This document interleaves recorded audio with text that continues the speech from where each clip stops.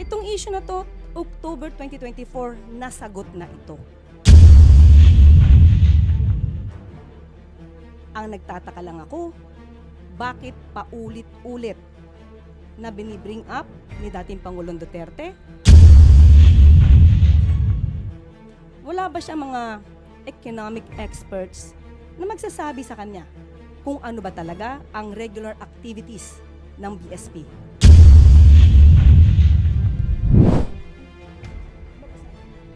Okay, this is a statement of BSP.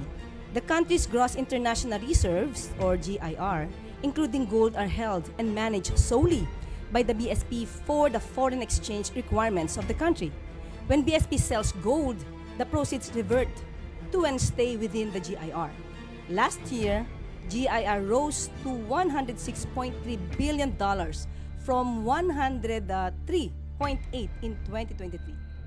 Similar to other central banks, BSP maintains a portion of its reserves in gold as part of the country's GIR, mostly to hedge against offset movements in the market price of other assets. It buys or sells gold to maintain an optimum level for this purpose. Not too big, not too small. Gold prices tend to move in the opposite direction of other assets. Therefore, central banks hold some gold as a hedge against huge declines in other assets in the reserves. However, gold prices can be volatile, earns little interest, and has storage costs. So central banks don't want to hold too much. So yan po ang statement ng BSP. At handa na po tayong sumagot sa inyong mga katanungan. We're now opening floors for questions from our Malacanang media friends.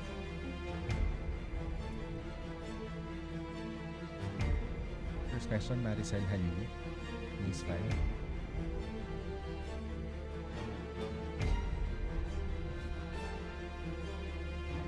Ma'am, so just a clarification. So ibig sabihin, hands-off si Presidente doon sa gold reserves kasi PRRD mentioned or is accusing the Marcos family of stealing and selling the country's gold. Just so it's clear. Okay. Hindi pa to campaign joke ulit ni dating Pangulong Duterte? Di ba tayo nasanay dun sa jet ski promise niya? Na nung naniwala tayo halos sa mga sumuporta sa kanya, tinawag tayong stupid.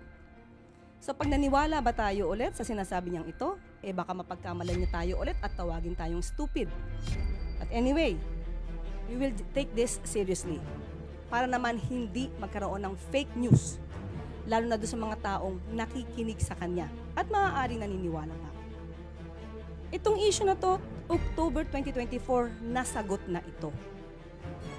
Ang nagtataka lang ako, bakit paulit-ulit na binibring up ni dating Pangulong Duterte? Wala ba siya mga economic experts na magsasabi sa kanya kung ano ba talaga ang regular activities ng BSP? Ayon sa BSP, ang pagbebenta ng gold is just a regular activity. How? Why? To pump up the economy. Even at the time of former President Duterte, trabaho na ito ng BSP. Hindi niya ba alam yun? Okay, now, sinabi nga dito, ang pagbebenta ng gold, kung mataas ang presyo, dapat ibenta. Sinabi din ng BSP, hindi pwede silang mag-hold that much of a gold. Okay? Now, ang nagtataka lang tayo, bakit hindi ito alam ng dating Pangulo? Siguro bago siya magbigay ng ganitong klaseng intriga, mapapansin nyo sa kanya mga statements, hindi naman detailed. Anong proof niya? Again, as a lawyer. He is a lawyer. He became a fiscal. Alam niya kung paano magkuha ng ebidensya, no? To get the truth. Bakit sa kanya parang wala siyang ebidensya? Laging paintriga. All we want here is evidence. Ipakita niya kung si PBBM o ang Pangulo ang nag-utos para magbenta ng gold reserves. Samantalang sinabi rin ng BSP, solely and manage ito. No? Solely managed by the BSP. So paano magkakaroon dito ng hand or pakikialam ang Pangulo? John A.U., People's Journal. Ma'am, when you said you will take this seriously, what do you mean by that? Will the government file charges against the former president? Hindi naman po. Sasagutin lang namin yung mga joke na lagi niya sinasabi. Since tayo ay sumasagot dito ng seryoso, baka sa susunod sasabihin na naman ng mga supporters niya, hindi niya na naman kilala si dating Pangulong Duterte. Puro joke yan. So ito bang mga sinasabi niya during sa kanilang rallies or campaign rallies? Joke ba o seryoso? We have to know that. And also, ma'am, would you know under the Marcos administration kung ilan na pong gold ang naibenta? As of now, wala tayong records pero sabi nga nila, according sa BSP, kukunin namin ito. Kung inyo pong i-require at alamin po natin kung maibibigay po sa atin ng BSP ang records na ito. Pero ang sabi nga po nila, mas tumaas pa po ang GIR natin to $106.3 billion. So ibig sabihin, hindi tayo, wala tayong problema sa gold reserves natin. So that's fake news. Ang sinasabi nila ay fake news or mas formal na word, disinformation. Thank you. Next question, please. Do we still have questions from our media friends? Pia Gutierrez, ABS-CBN. Hi ma'am, good afternoon. Ma'am, in responding sa sagot nyo kanina regarding yung naunang statement ni dating Pangulong Duterte, si former Chief Presidential Legal Counsel Attorney Salvador Panelo said that it's actually the government, the Duterte the Marcos administration that's the biggest spreader of fake news. And I quote yung sinabi niya kanina sa ANC. It's funny because it's the government, the huge corporation of fake news. For instance, when the police assaulted the KOJC, they were saying the police were not armed. They say there were no blanks in the BICAM report, which was the basis of the enrolled bill that was signed into law. Your comment lang. So si Attorney Panelo yung nagsabi na big Biggest spreader of fake news yun. spreader ng fake news. Unang-una ang usapan dito ay about the gold reserves. Bakit kailangan baguhin? Nagda-divert ba sila? Yung issue tungkol sa KOJC nasa korte na. Kung meron mang kasuhan dito, sa korte ito. Ang pinag-uusapan natin dito, yung sinabi ni dating Pangulong Duterte patungkol sa gold reserves na walang anumang basihan.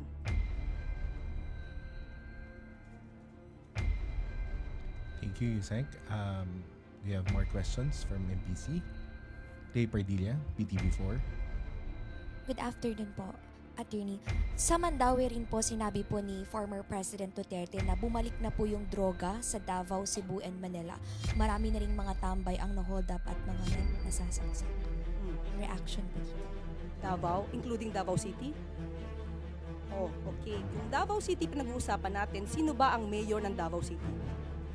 Hindi ba yung anak niya? Si Mayor Baste Duterte. So, ang ibig ba sabihin nun, napaka-inefficient ng anak niya? Again, ulitin natin, nasaan ang data patungkol rito?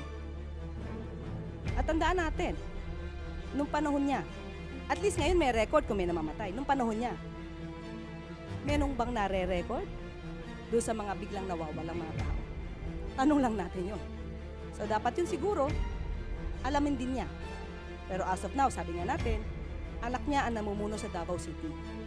Bakit ganun ang kanyang reason?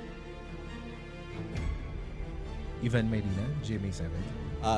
Yusek, kakapanumpa niyo pa lamang po ngayong araw na ito as Undersecretary and Palace Press Officer. And you come out with guns blazing. Ito na ho ba ang magiging communication stance ng Administrasyong Marcos starting today? Siguro ganito lang po talaga ako. When it's for the truth, ilalaban natin yan. Wala tayong, hindi tayo magsasagwa ng anumang fake news. Basta kaya maalab ang damdamin natin sa salita is because we know we are fighting for the truth. Do you think it has come to a point that that the administration needs to take this, firmer stance against fake news because it has already gone to worrisome levels? Yes, we have to fight for that. We have to fight against fake news. Otherwise, yung mga tao na naniniwala sa kanila, maiiba ang isip nila. Maiiba ang diskarte nila. It is our obligation, especially tayo, mga taga-media. Dapat nating iparating sa taong bayan ano ba ang katotohanan. Iwasan natin yung mga intriga na walang basihan. As of now, kasi puro intriga eh. Puro intriga ang pinapasok sa utak natin. At nakakasira ito sa bansa, sa ekonomiya. Hindi po ba? Thank you. Maricel Halili, News 5. Hi ma'am, good afternoon once again. Ma'am, just so mas maintindihan po namin yung mandate ninyo, are you also considered as the presidential spokesperson? I am not a spokesperson because the president will be speaking for himself. Okay, ang mandato ko is to explain, to expound anuman ang pronouncements, direktiba ng palasyo and Pangulo. But I will not consider myself as a spokesperson. Ano po ba ang difference ng press officer sa spokesperson and press briefer? Okay. May mga pagkakataon po kasi na kapag magkakaroon po kasi, if I'm not mistaken, magkakaroon mismo ang Pangulo ng once a month na press con.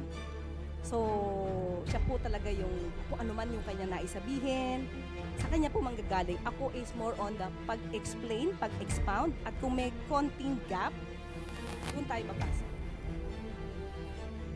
Ma'am, sorry, but of course, whatever you tell us in press briefings would have to have the authority of the president.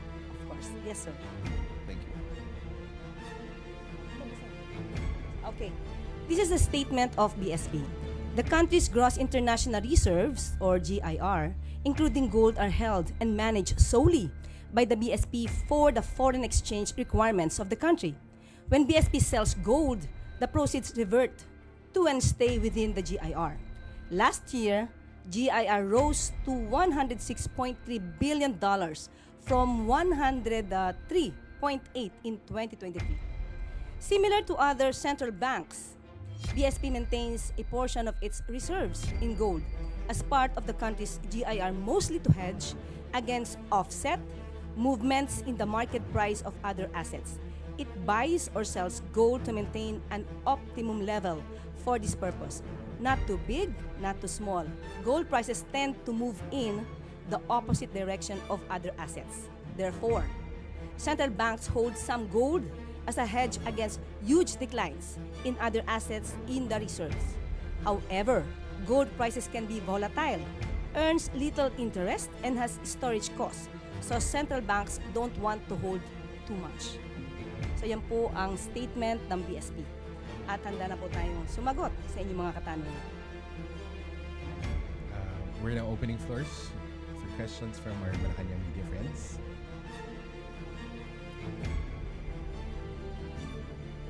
First question, Maricel Halili, News 5.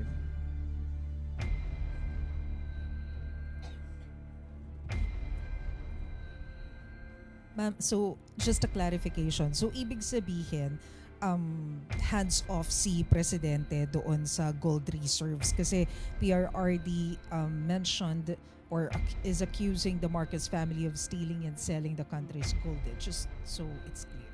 Okay. Hindi pa to campaign joke ulit ni dating Pangulong Duterte? Hindi ba tayo nasanay dun sa jet ski promise niya? Na nung naniwala tayo halos sa mga sumuporta sa kanya, tinawag tayong stupid. So pag naniwala ba tayo ulit sa sinasabi niyang ito, baka mapagkamalan niya tayo ulit at tawagin tayong stupid.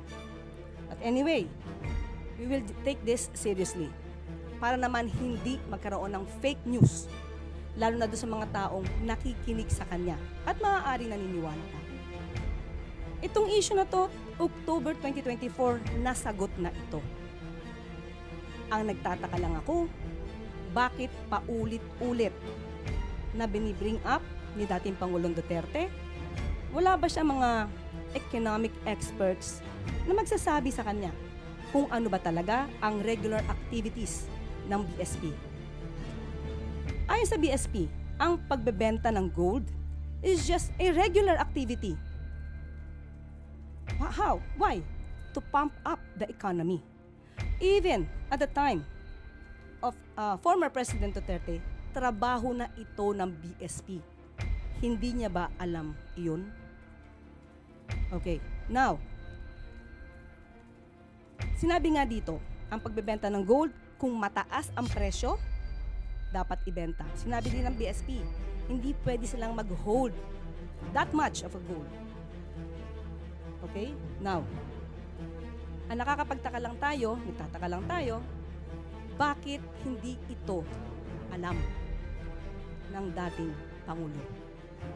Siguro bago siya magbigay ng itong klaseng intriga, mapapansin nyo sa kanya mga statements, hindi naman detailed.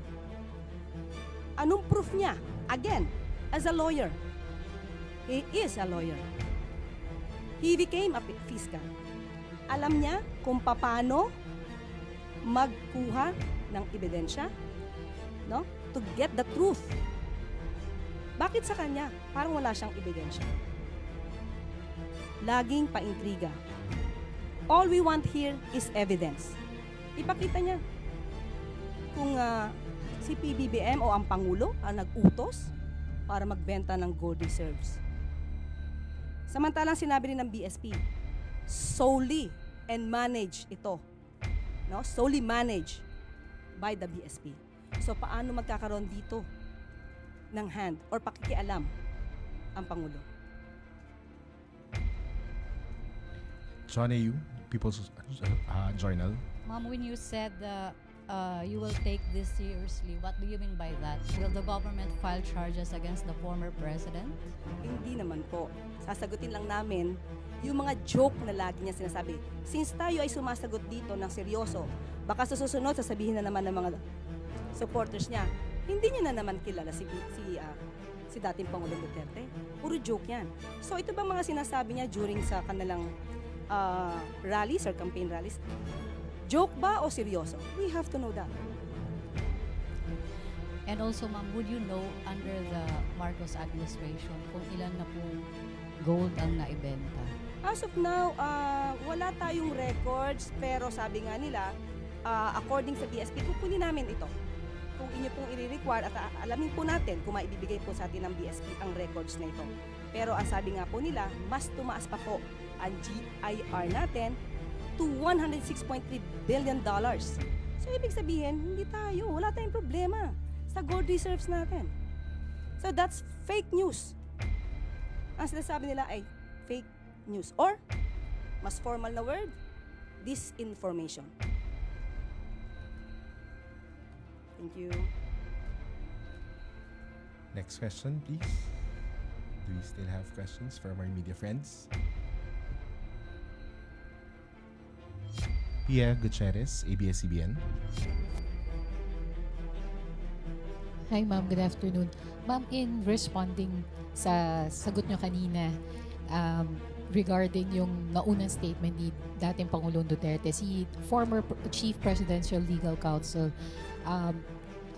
Attorney Salvador Panelo said that it's actually the government, the Duterte the Marcos administration that's the biggest spreader of fake news. And I quote yung sinabi niya kanina sa ANC. It's funny because it's the government, the huge corporation of fake news. For instance, when the police assaulted the KOJC, they were saying the police were not armed. They say there were no blanks in the BICAM report, which was the basis of the enrolled bill that was signed into law.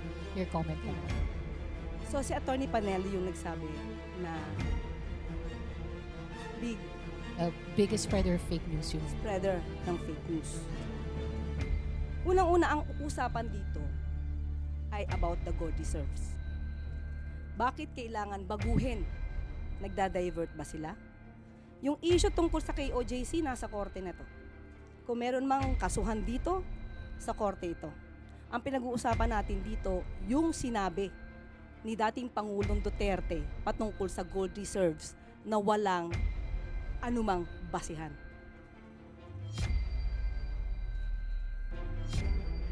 Thank you, Yusek. We have more questions from MPC. Tay Pardilla, PTV4. Good afternoon po, Attorney. Sa Mandaue rin po sinabi po ni former President Duterte na bumalik na po yung droga sa Davao, Cebu and Manila. Marami na ring mga tambay ang na-hold up at mga nasasaksak. Reaction po dito. Davao, including Davao City? Oh, okay. Kung Davao City pinag-uusapan natin, sino ba ang mayor ng Davao City? Hindi ba yung anak niya? Si Mayor Baste Duterte. So, ang ibig ba sabihin nun, napaka-inefficient ng anak niya? Again, ulitin natin, nasaan ang data patungkol rito? At tandaan natin, nung panahon niya, at least ngayon may record kung may namamatay, nung panahon niya, menong bang nare-record doon sa mga biglang nawawalang mga tao? Tanong lang natin yon. So dapat yun siguro, alamin din niya. Pero as of now, sabi nga natin, anak niya ang namumuno sa Davao City. Bakit ganun ang kanyang lungsod? Ivan Medina, GMA7. Yusek, kakapanumpa niyo pa lamang po ngayong araw na ito as Undersecretary and Palace Press Officer. And you come out with guns blazing. Ito na ho ba ang magiging communication stance ng Administrasyong Marcos starting today? Siguro ganito lang po talaga ako. When it's for the truth, ilalaban natin yan. Wala tayong, hindi tayo magsasagwa ng anumang fake news. Basta kaya maalab ang damdamin natin sa pasasalita is because we know we are fighting for the truth. Do you think it has come to a point that the administration needs to take this, firmer stance against fake news because it has already gone to worrisome levels? Yes, we have to fight for that. We have to fight against fake news. Otherwise, yung mga tao na naniniwala sa kanila, maiiba ang isip nila. Maiiba ang diskarte nila. It is our obligation, especially tayo, mga taga-media. Dapat nating iparating sa taong bayan, ano ba ang katotohanan. Iwasan natin yung mga intriga na walang basihan. As of now, kasi puro intriga eh. Puro intriga ang pinapasok sa utak natin. At nakakasira ito sa bansa, sa ekonomiya. Hindi po ba? Thank you. Maricel Halili, News 5. Hi ma'am, good afternoon once again. Ma'am, just so mas maintindihan po namin yung mandate ninyo, are you also considered as the presidential spokesperson? I am not a spokesperson because the president will be speaking for himself. Okay, ang mandato ko is to explain, to expound anuman ang pronouncements, direktiba ng palasyo and Pangulo. But I will not consider myself as a spokesperson. Ano po ba ang difference ng press officer sa spokesperson and press briefer? Okay. May mga pagkakataon po kasi na kapag magkakaroon po kasi, if I'm not mistaken, magkakaroon mismo ang Pangulo ng once a month na press con. So, siya po talaga yung, kung ano man yung kanya naisabihin, sa kanya po manggagaling. Ako is more on the pag-explain, pag-expound, at kung may konting gap, doon tayo papasok. Ma'am, sorry, but of course, whatever you tell us in press briefings would have to have the authority of the president. Of course. Yes, sir. Thank you. Babasahin ko. Ako babasa. Okay. This is a statement of BSP. The country's gross international reserves, or GIR, including gold, are held and managed solely by the BSP for the foreign exchange requirements of the country. When BSP sells gold, the proceeds revert to and stay within the GIR.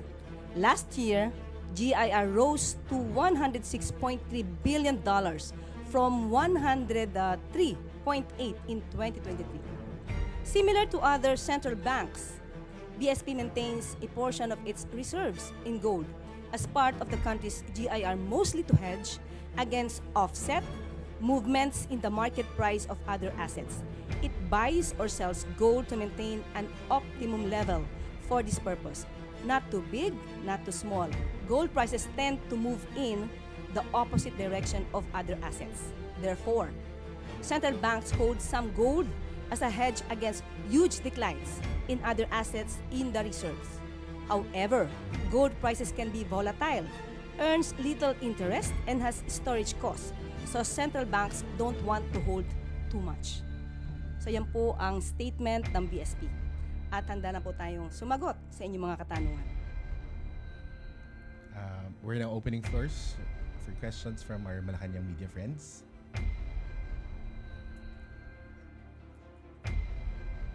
First question, Maricel Halili, News 5.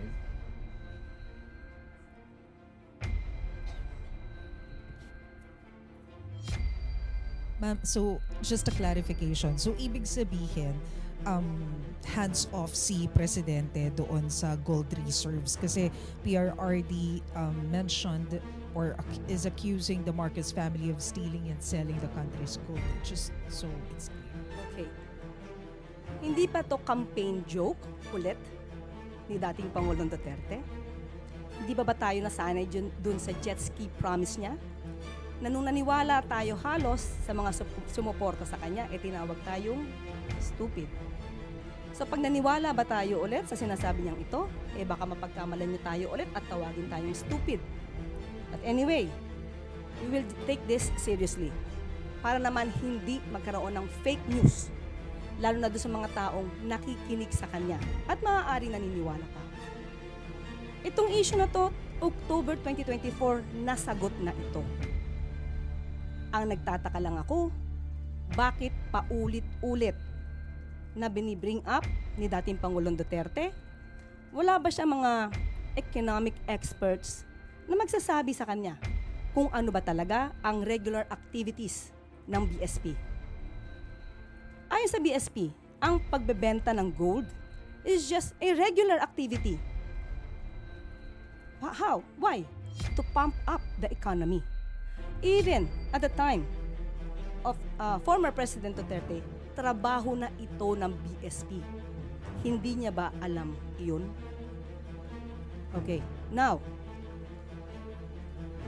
sinabi nga dito, ang pagbebenta ng gold, kung mataas ang presyo, dapat ibenta. Sinabi din ng BSP, hindi pwede silang mag-hold that much of a gold. Okay, now, ang nakakapagtaka lang tayo, nagtataka lang tayo, bakit hindi ito alam ng dating Pangulo? Siguro bago siya magbigay ng gitong klaseng intriga, mapapansin nyo sa kanyang mga statements. Hindi naman detail. Anong proof niya? Again, as a lawyer. He is a lawyer. He became a fiscal. Alam niya kung paano magkuha ng ebidensya, no? To get the truth. Bakit sa kanya parang wala siyang ebidensya? Laging paintriga. All we want here is evidence. Ipakita niya kung si PBBM o ang Pangulo ang nag-utos para magbenta ng gold reserves. Samantalang sinabi rin ng BSP, solely and manage ito. No? Solely managed by the BSP. So paano magkakaroon dito ng hand or pakikialam ang Pangulo? John A.U., People's Journal. Ma'am, when you said you will take this seriously, what do you mean by that? Will the government file charges against the former president? Hindi naman po. Sasagutin lang namin yung mga joke na lagi niya sinasabi. Since tayo ay sumasagot dito ng seryoso, baka sa susunod sasabihin na naman ng mga supporters niya, hindi niya na naman kilala si dating Pangulong Duterte. Puro joke yan. So ito ba mga sinasabi niya during sa kanilang rallies or campaign rallies? Joke ba o seryoso? We have to know that. And also, ma'am, would you know under the Marcos administration kung ilan na pong gold ang naibenta? As of now, wala tayong records pero sabi nga nila, according sa BSP, kukunin namin ito. kung inyo pong i-require at alamin po natin kung maibibigay po sa atin ng BSP ang records na ito. Pero ang sabi nga po nila, mas tumaas pa po ang GIR natin to $106.3 billion. So ibig sabihin, hindi tayo, wala tayong problema sa gold reserves natin. So that's fake news. Ang sinasabi nila ay fake news or mas formal na word, disinformation. Thank you. Next question, please. Do we still have questions from our media friends? Pia Gutierrez, ABS-CBN. Hi ma'am, good afternoon. Ma'am, in responding sa sagot nyo kanina regarding yung naunang statement ni dating Pangulong Duterte, si former Chief Presidential Legal Counsel Attorney Salvador Panelo said that it's actually the government, the Duterte the Marcos administration that's the biggest spreader of fake news. And I quote yung sinabi niya kanina sa ANC. It's funny because it's the government, the huge corporation of fake news. For instance, when the police assaulted the KOJC, they were saying the police were not armed. They say there were no blanks in the BICAM report, which was the basis of the enrolled bill that was signed into law. Your comment po. So si Attorney Panelo yung nagsabi na The biggest spreader of fake news yung spreader ng fake news. Unang-una, ang usapan dito ay about the gold reserves. Bakit kailangan baguhin? Nagda-divert ba sila? Yung issue tungkol sa KOJC, nasa korte na to. Kung meron mang kasuhan dito, sa korte ito. Ang pinag-uusapan natin dito, yung sinabi ni dating Pangulong Duterte patungkol sa gold reserves na walang anumang basihan.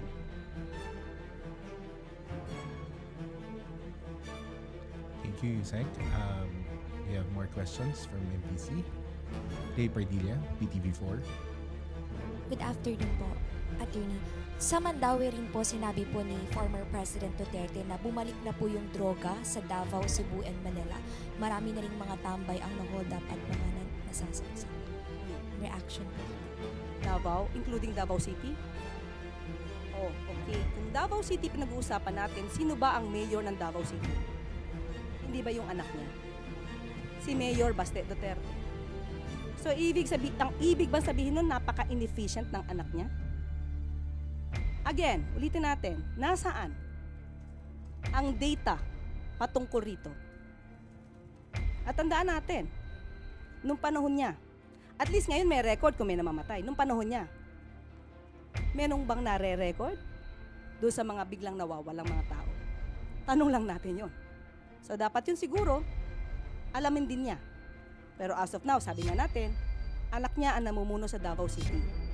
Bakit ganun ang kanyang lungsod? Ivan Medina, GMA7. Yusek, kakapanumpa niyo pa lamang po ngayong araw na ito as Undersecretary and Palace Press Officer. And you come out with guns blazing. Ito na ho ba ang magiging communication stance ng Administrasyong Marcos starting today? Siguro ganito lang po talaga ako. When it's for the truth, ilalaban natin yan. Wala tayong, hindi tayo magsasagwa ng anumang fake news. Basta kaya maalab ang damdamin natin sa salita is because we know we are fighting for the truth.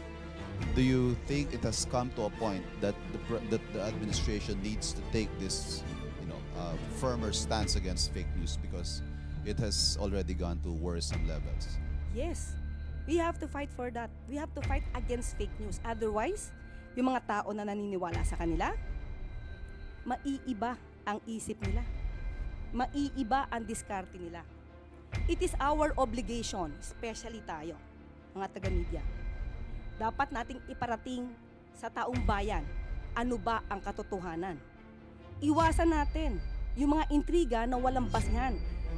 As of now, kasi puro intriga eh. Puro intriga ang pinapasok sa utak natin. At nakakasira ito sa bansa, sa ekonomiya. Hindi po ba? Thank you.